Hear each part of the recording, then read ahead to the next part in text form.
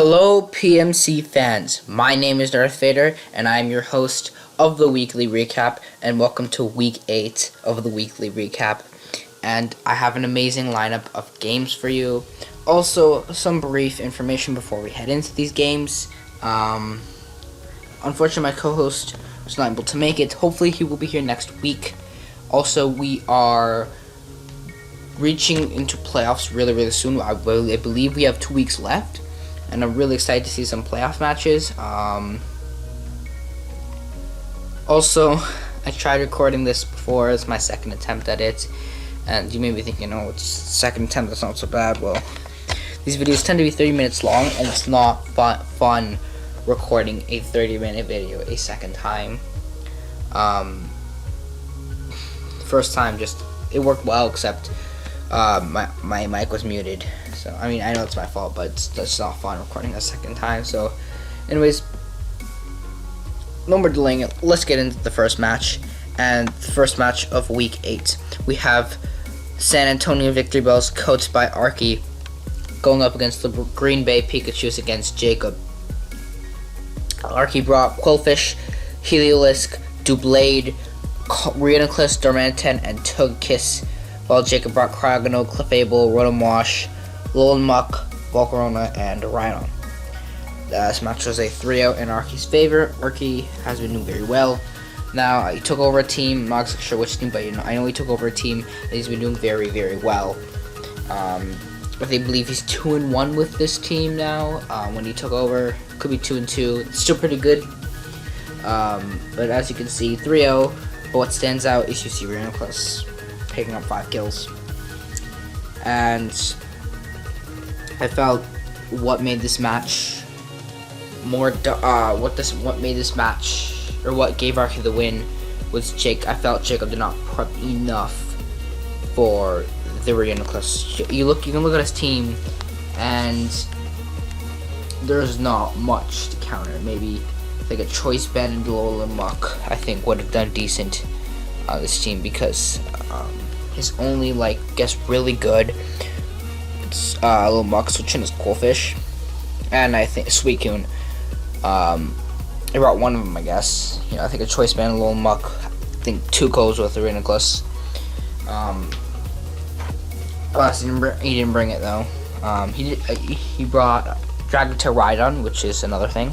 It did end up working, but once Rhydon went down, he had no answer to Reuniclus.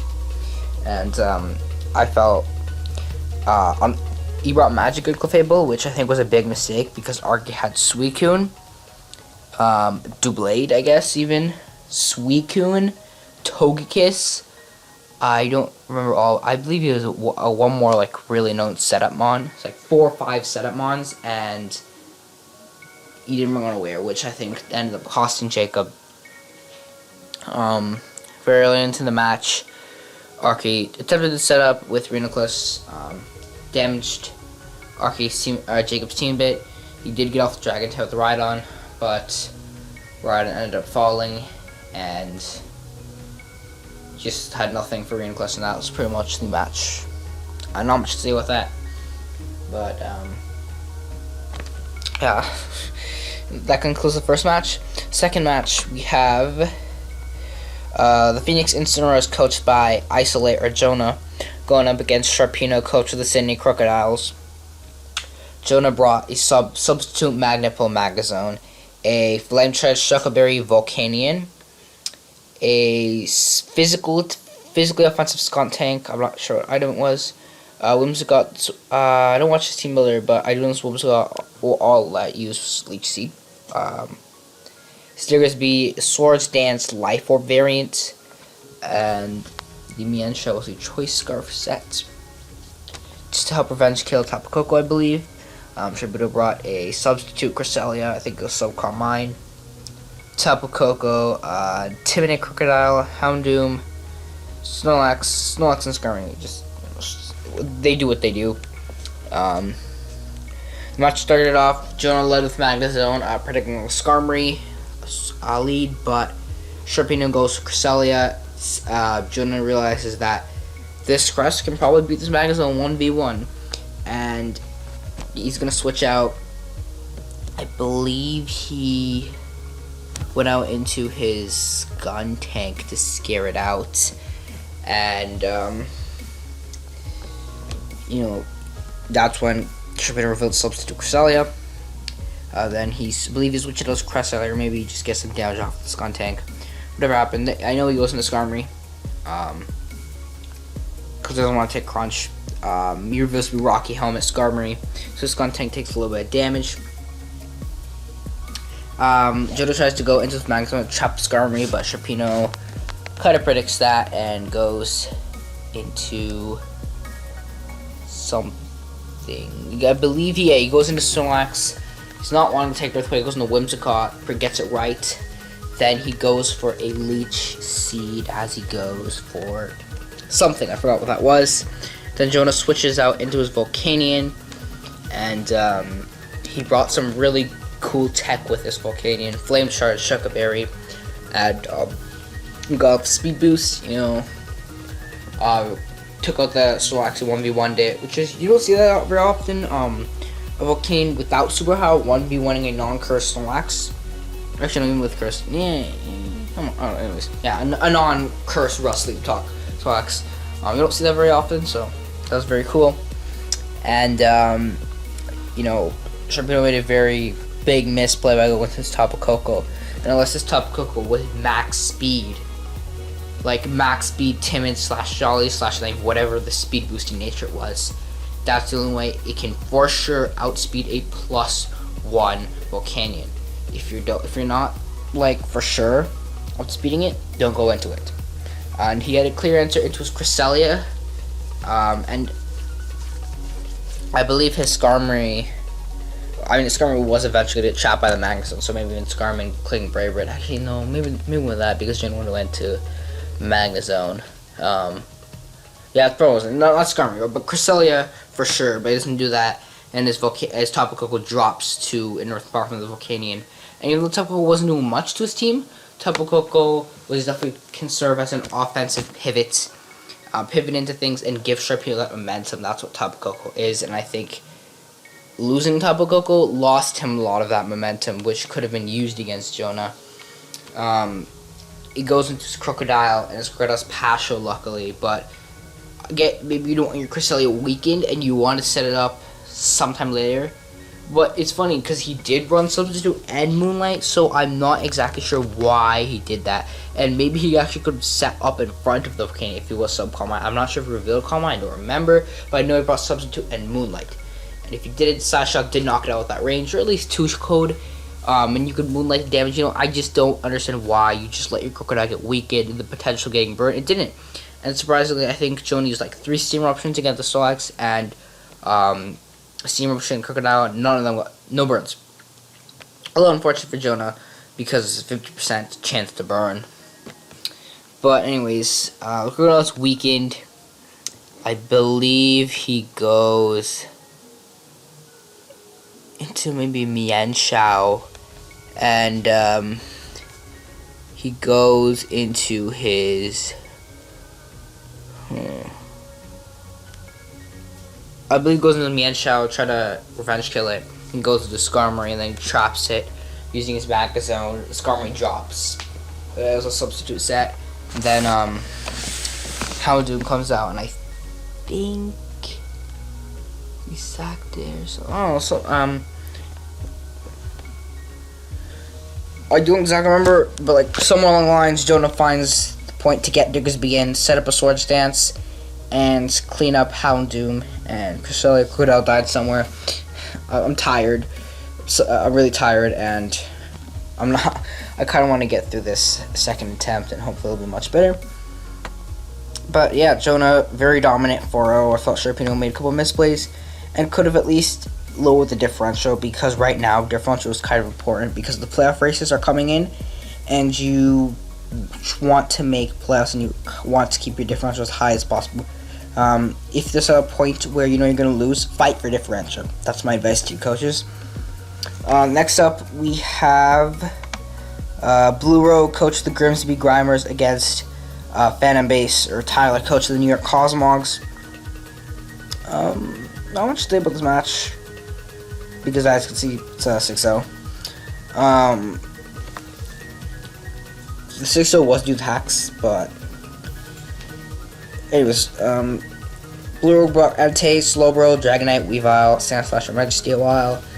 Phantom Base brought Magirna, Nihilego, however you want to pronounce it. Hitmontop, Mamoswine, Shaman, Electros, Phantom Base, and Arcanine. There's some trades, so they have some new mons on the roster, especially Shaman and Mamoswine and Electros. I felt they did well in this matchup, but there was a decent amount of hacks in this match, which led to a 6-0. Blue Rogue still played well, but I felt that hacks didn't happen then. Could have at least been a lot closer and could have gave Tyler a fighting chance, but it's part of the game. It was very, very unfortunate to see that, but sometimes it just happens. If you're gonna see it, it's gonna stink, but yeah. Entei was very dominant in this match, picking up 2 kills. And I felt, and he didn't exactly have a lot of switch-ins to Entei. I think everything got 2 code, maybe other than physically defensive Hitmontop, I believe. And once Hitmontop went down, which he had Slowbro and maybe a Dragonite, you know, then Entei pretty much ran through Tyler's team, unless there was like a Scarf Mamoswine or a Sash Mamoswine. Slowbro also walled a good portion of Phantom Base's team. It was a Mamo switch in which a decent amount of teams don't have. Weavile was a little iffy, I think, but Weavile is always just a great offensive Pokemon. And even if it doesn't have the greatest matchup, it can still put in work. And they did pick up a kill. Sandslash, I think that was a good bring due to Nihilego's hazard potential. And Registeel is just... Registeel's a great mon. Helps to prevent, Magirna from trying to sweep. So, yeah, I guess that concludes the third match. Next up, we have Verd, coach of the Tampa Bay Frogadiers, against Sketchy Smeargle, coach of the Seattle Smeargles. It was a 3-0 in Verd's favor. This match I did not watch because it was not up on YouTube, which is a little unfortunate, but I do know a little bit about what happened. So I think early on, Sketchy made a very poor play, and his Victini died to a Dark Pulse. And I believe this was a Choice Scarf High Dragon. I doubt Roselli. But, sacking off Victini, I think, lost him a huge offensive presence against Verd's team. Because if you look at what Verd's mons, or what the mons Verd had, let's look at it. Ninetales drops to fire. Drops to Fire Stab, or like a V-Create. Scolpete drops to a V-Create. Blaziken drops to a Psychic Stab. Blastoise, coverage for that, Grass or Electric. Gorgeist, Fire Stab. Hydreigon, Fairy Stab. Or even U-Turn, just to weaken it. So, because that had about V-Create, Bolt Strike, U-Turn. That was enough to hit Verd's entire team. I don't know if Blastoise can take 2 Bolt Strikes from Victini. If it can, then I guess that's a switch in. Or not a switch, but maybe Wakan Blastoise. That could also help with taking care of Black's Fusion Bow. But again, I don't know if Verd brought that. And then I believe somewhere,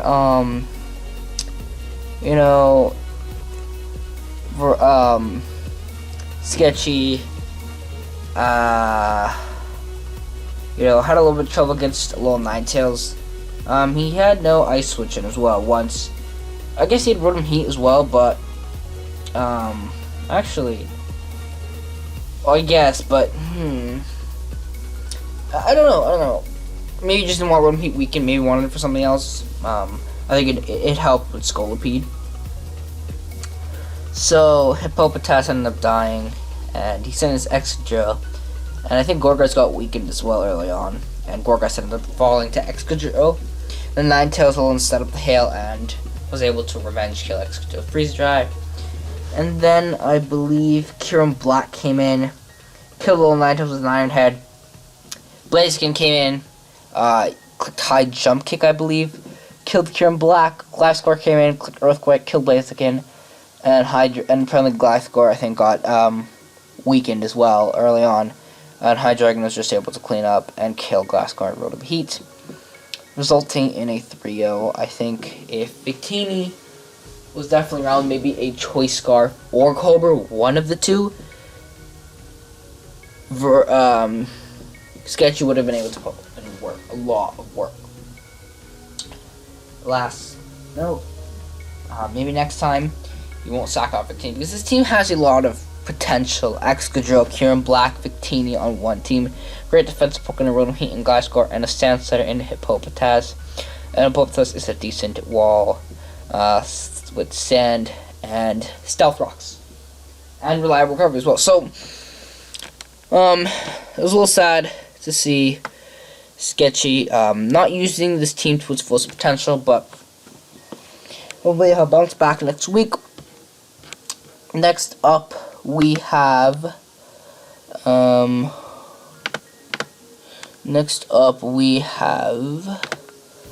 Hera Cross Knight, coach of the SL Benfica, going up against Blue Victini, coach of the Montreal Monfernos. Resulted in a 5-0. Hera brought Kartana. I'm not sure what Kartana said this was. Toxapex with holding the Shuckle Berry. Mandibuzz, lefties. Mesprit, I think Stealth Rock, toxic to attacks. And Swollen Raikou didn't even touch the fields. Hera's defensive Pokemon were very, very heated in this match. Blue brought, believe, Vortex, Landorus Incarnate. I think Assault Vest Tangrowth, I'm not too sure about that. Defensive Crobat with Defog. Support Alolan Persian. This was a great bring. P2, what P2 does best, and I think a Scarf Medicham, I don't know for sure. But what really pressured Blue, or what really pressured Hera in the first couple of turns was that Alolan Persian, because that Alolan Persian shut down what Toxapex, Mandibuzz, and Mesprit are going to do. They're going to try to whittle his team down for his offensive Pokemon for Hera to clean up with. I feel like he's done that very well for these past couple of weeks. He gets his defensive Pokemon, whittles his opponent's team down, and gets in his offensive threats like Cobalion. Even though Cobalion can be ran defensively, which Hera has done, Cobalion, Kartana, Raikou, Swallow, Tapu Bulu when he had Tapu Bulu. It just came in and cleaned the rest of his opponent's team, and Hera did exactly that. But Hera kind of played around with it, got up a T-Spike with his Toxapex, and even though Landorus Incarnate and Crobat are airborne, it still touched the rest of his team, and it pressured the Alolan Persian, because the Alolan Persian could not stay in because the toxic, I don't know if it was I know it got 2 layers, but because it couldn't always defog it, it was Crobat. Crobat was also getting pressured.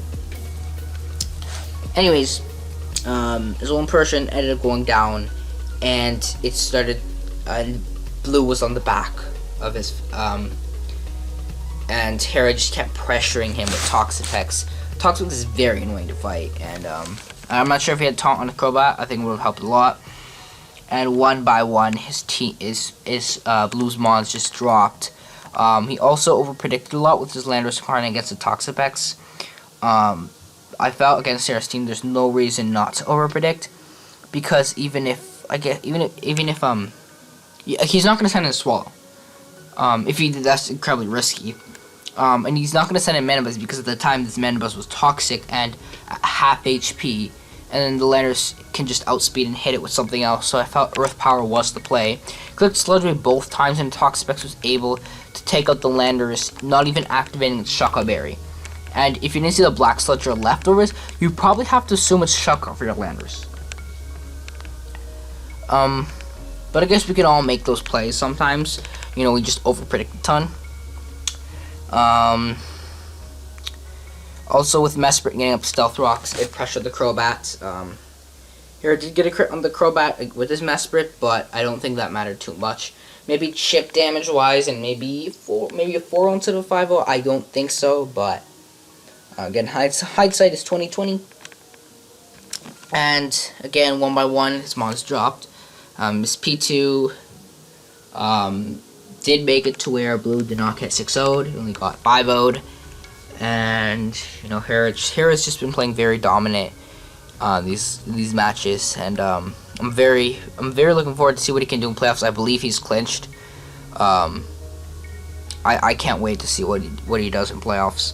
So on to the next match, we have Johnny GB, coach of the Oregon Ducklets, going up against Cloud Envy, coach of the Hamden High Dragons.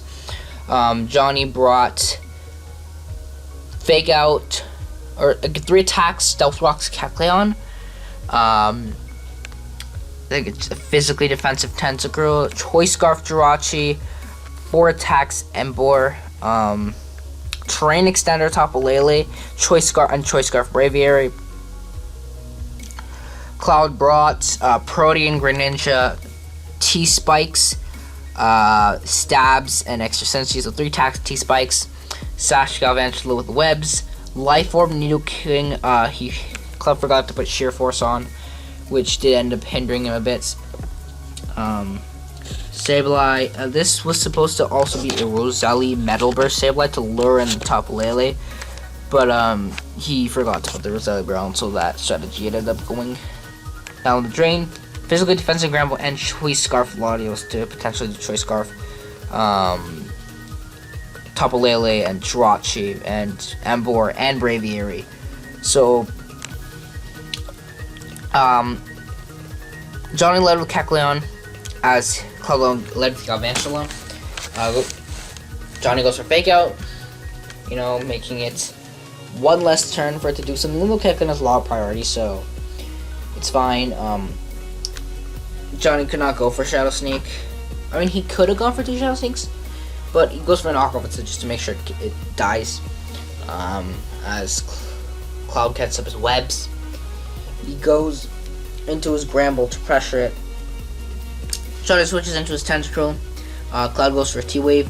I'm not sure if he had Earthquake, but if he had Earthquake, I think it would have been a great time to go for Earthquake. But anyways, he missed the T-Wave, unfortunately. He goes into Sableye, particularly Rapid Spin. It works. A little bit of I guess just what Pokemons do, just try to whittle it down. Then Tapu Lele comes in and clicks nuke Sableye. Sableye just drops.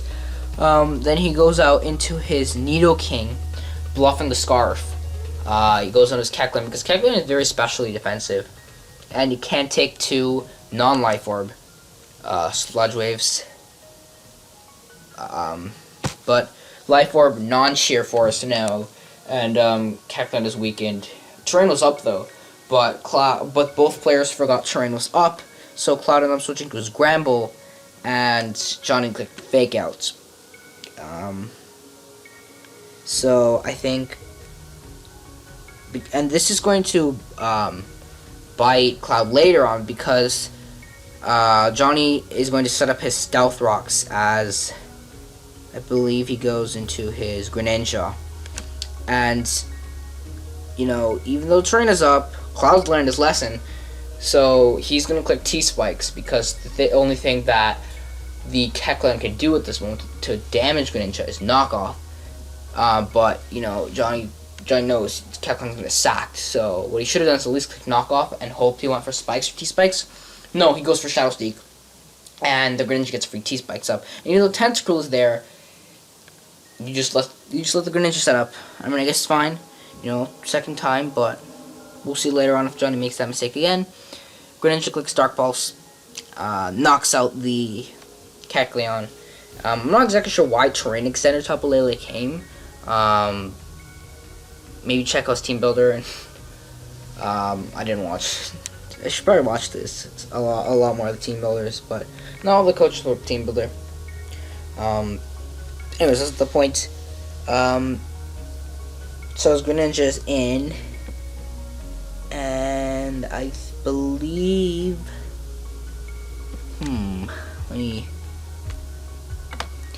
Alright, I believe the Braviary came out, and Cloud knew it was Scarf. It was most likely Scarf.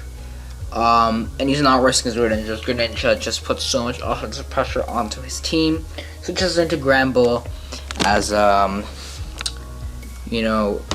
Johnny makes a good play. Goes for a U-turn. Goes in his Tentacle. He can spin the webs, and T-Spike disappears. He can spin the webs away.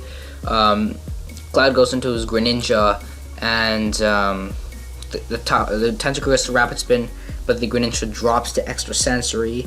Then the Jirachi came, and this Jirachi clicks Flash Cannon, and it's Protean, and because there's Extra Sensory last, the Greninja is a Psychic type. And the Flash Cannon did drop Greninja to a point where after one Life Orb attack, it will faint. Cloud does go for Dark Pulse, and the Jirachi lives on 1, not HP, but 1%. It could have been 1 HP, but because this was on Showdown, so I don't know if it was a roll. I think it was a decent amount of bulk. Life Orb, Greninja, Dark Pulse, Stab. It's gonna hurt.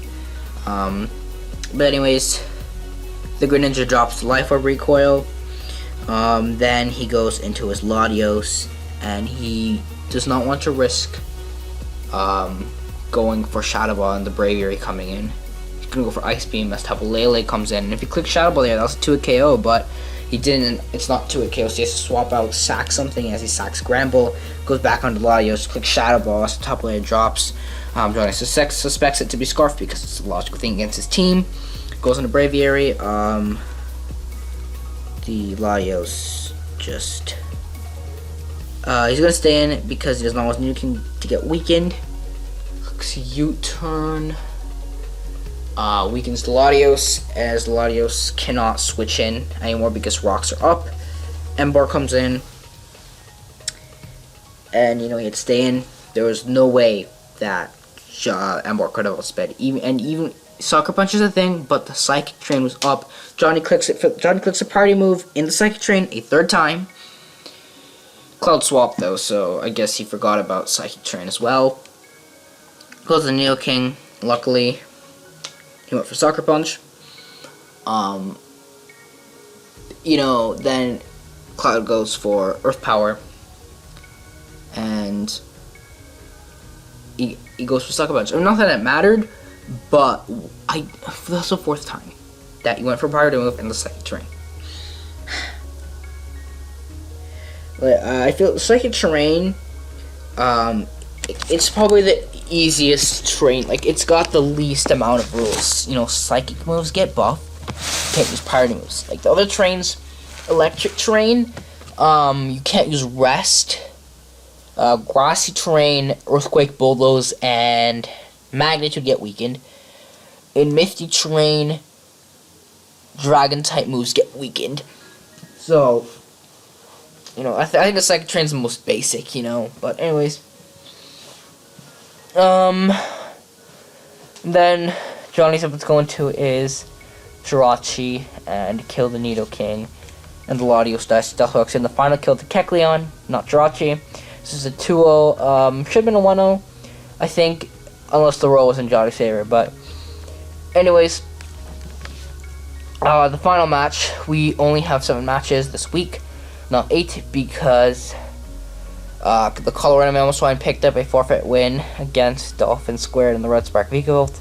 So the final match is D-Pad Gamer, coach of the Orlando City Superiors, against Mastodon, coach of the Mastodon Gastrodons.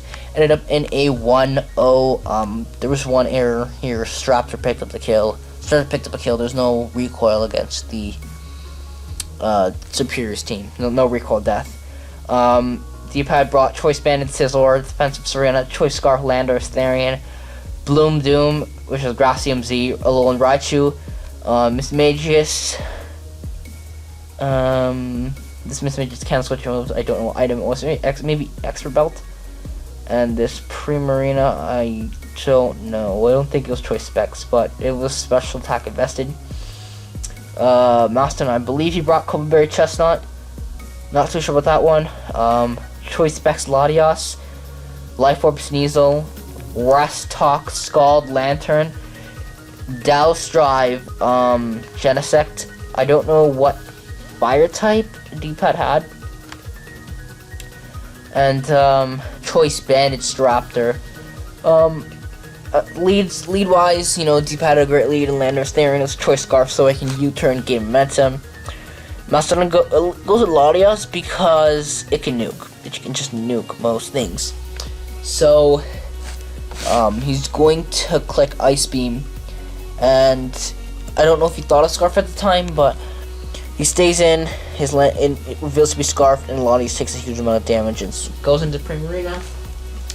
And the Ice Beam did negligible damage. Mastodon's gonna go into his switch in, and I'm quotation marks here, Lantern.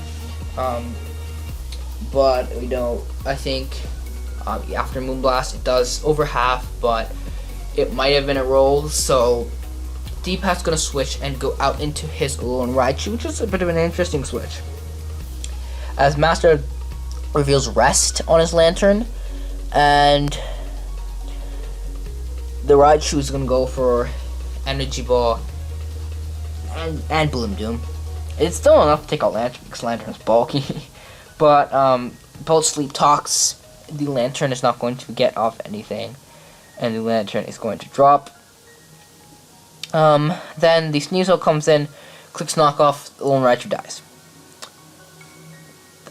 Then Sizzler comes in to pressure Sneasel out. I'm not sure who he went into though.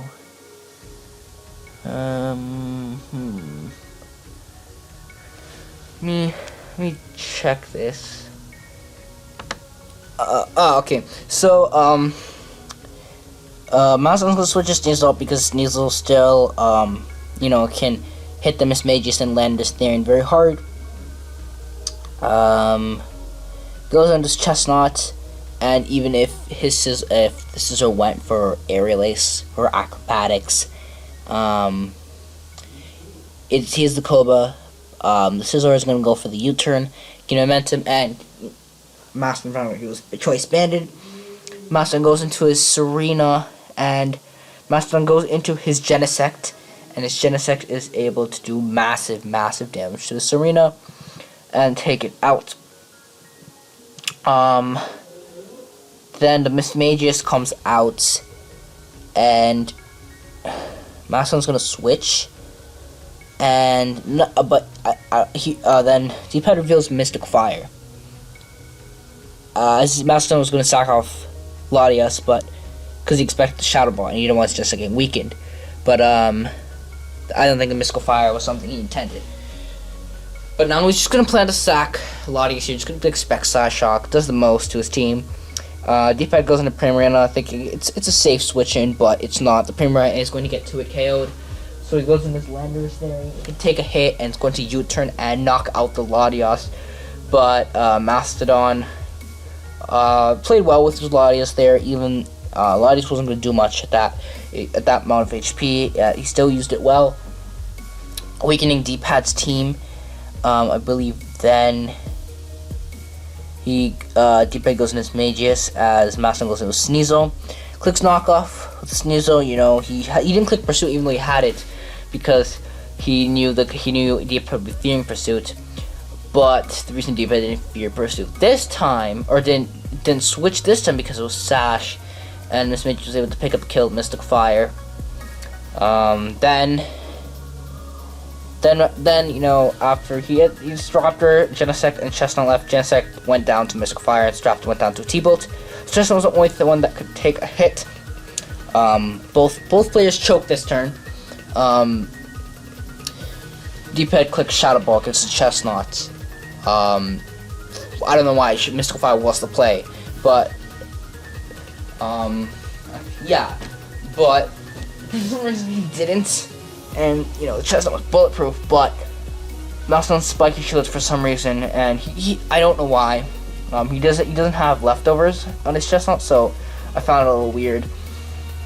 And he would have been in a much better position. And so then both players make the sort of correct play. At this point, Miss Magus clicks Mystical Fire, brings the Chestnut to a very low amount. Chestnut knocks the Miss Magus out the Leech Seed. Landorus Therian comes in. Mastodon goes for Spiky Shield, just see what it locks itself into, and maybe see if he can live or overpredict or something. Landorus Therian is going to kill the Chestnut with Earthquake because Chestnut was very low. Goes in a Straptor. He's going to click Brave Bird. If D-pad switches, I think he loses because Genesect's Technoblast should knock out Scizor and Landorus Therian at that range, and Genesect has a good defense set, so he cannot die to Landorus Therian. Landorus Therian was weakened, but D-pad stays in and sacks off his Landorus Therian, and then he's able to come in Scizor, BP the Straptor, goes down. Then Genesect comes in, and the Scizor is able to knock out the Genesect, leading to a very, very close 1-0 against the Mastodon Gastrodons. D-pad played very well there. This is a very, very close match. This is my favorite game this week. And that concludes all 7 games of the Week 8 weekly recap. So, if you guys want, let me know what you thought of all the games this week, and who's going to win playoffs, and what was your favorite game of the week, because I'd love to know. But anyways, that I've talked for a long time. I actually talked longer than the original video, so rip me. But anyways, my name is NarthVader, your host of the weekly recap, and I'm signing off for this week's weekly recap, and I will see you guys next week.